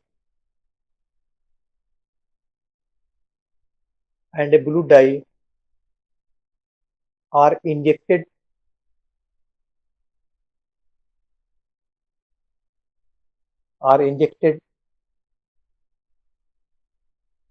into the area around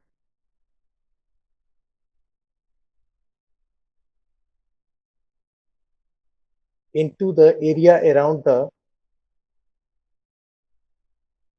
tumor or skin above tumor or skin above tumor.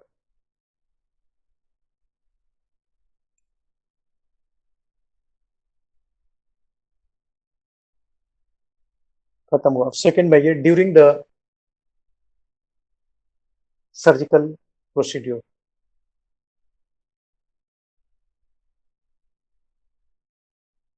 During the procedure bracket में surgical procedure. During the procedure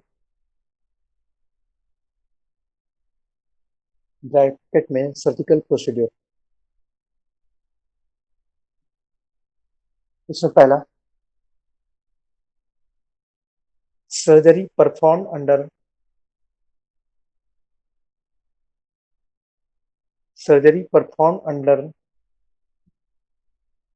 general anesthesia.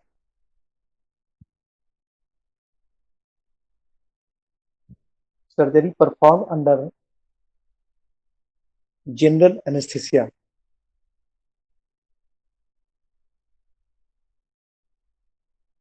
Second, making an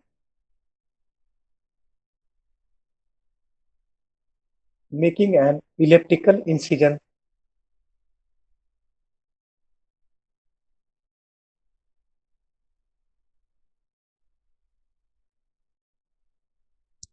next में excuse me sir, क्या बोले? Making an elliptical. Making an elliptical incision. Okay sir.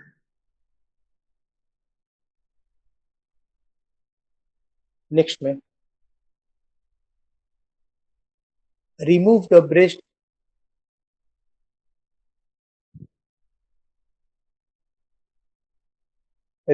breast and other parts.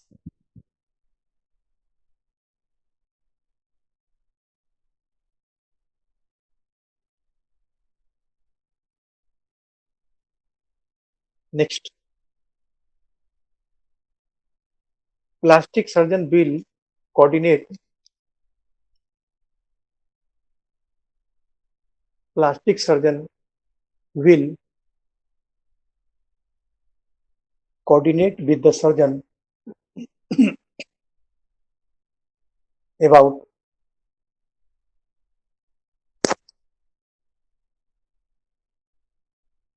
about reconstruct breast.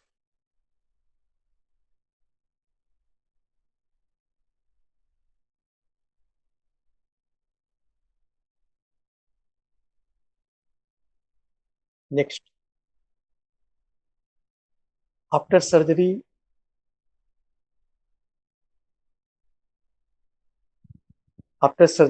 the incision is closed.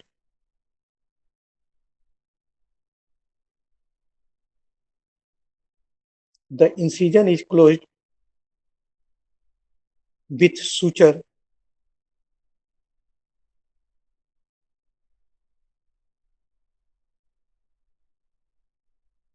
either dissolved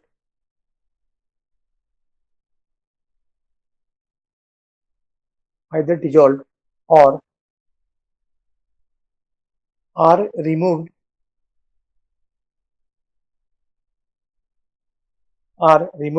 later.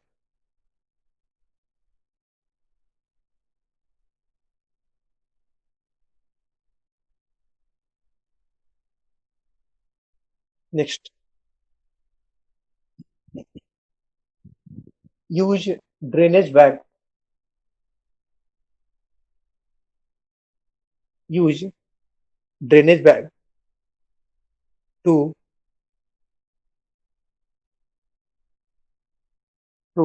drain secretions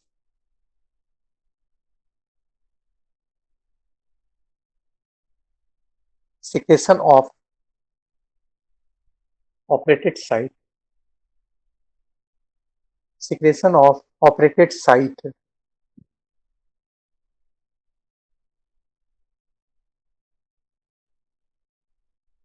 third में लिखे post operative या after procedure bracket में post operative. After procedure bracket में post operative management.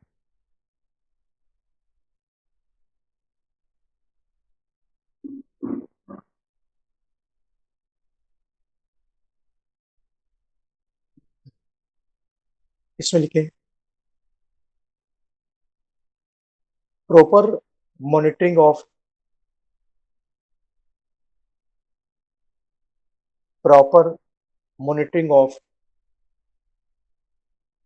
Blood pressure, breathing, pulse rate, and body temperature in recovery room. And body temperature in recovery room. Next, dressing over surgery site. Dressing over surgery site as per advice.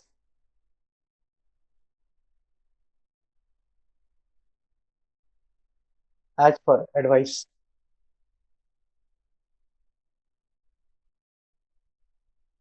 Next, follow instructions to care.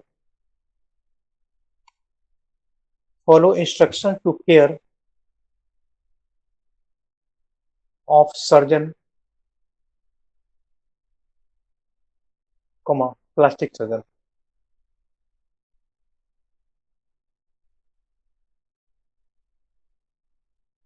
Next,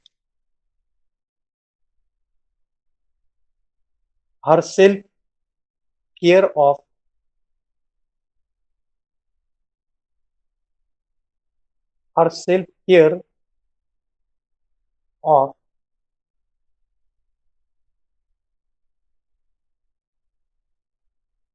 incision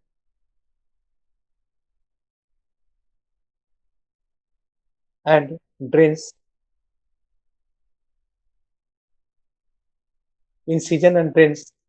comma recognize sign of infection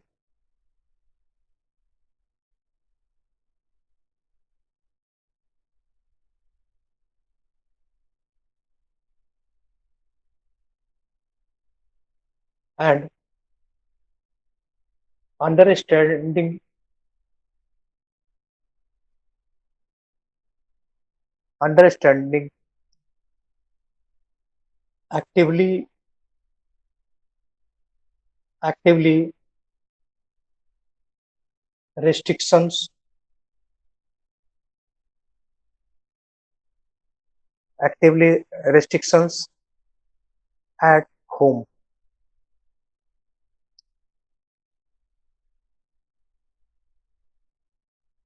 Next, regular guidance to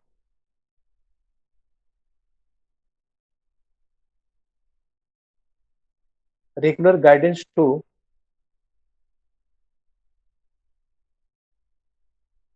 undergarment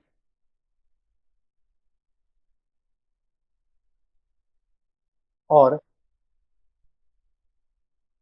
breast prosthesis.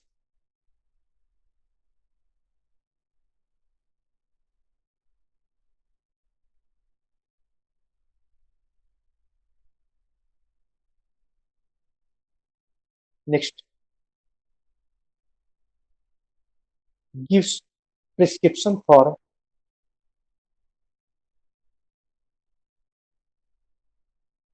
gives prescriptions for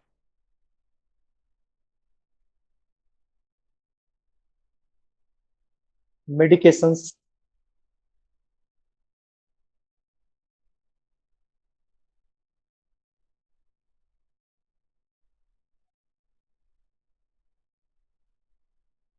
biopsy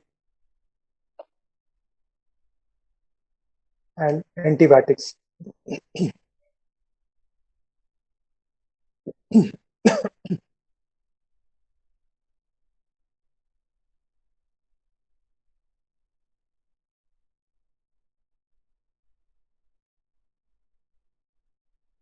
next में लिखी खत्म हो गया other advice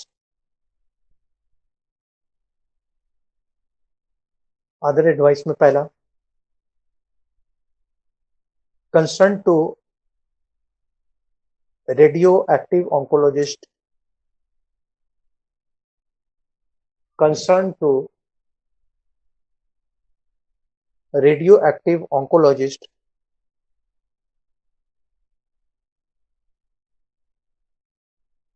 to discuss radiation treatment. To discuss radiation treatment.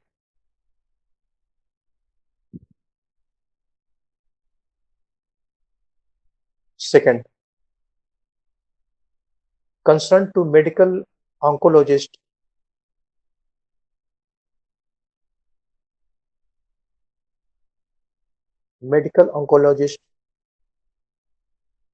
to discuss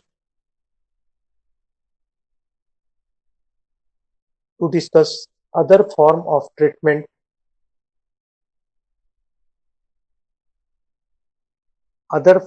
treatment after the operation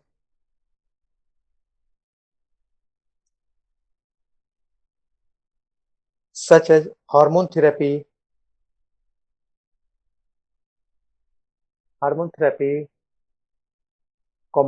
chemotherapy, etc.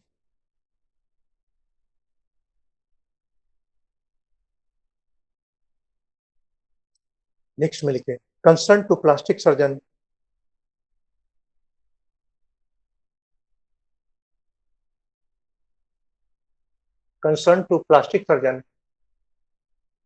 For breast reconstruction.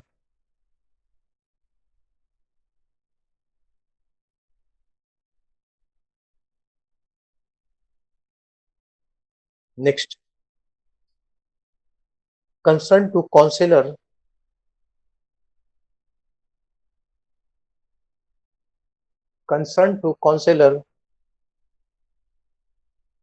to help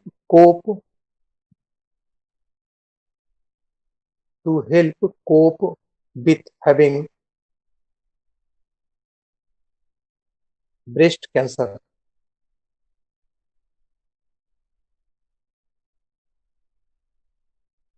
Next में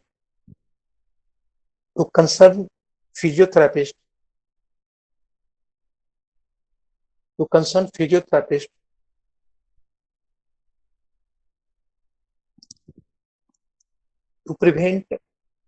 to prevent stiffness.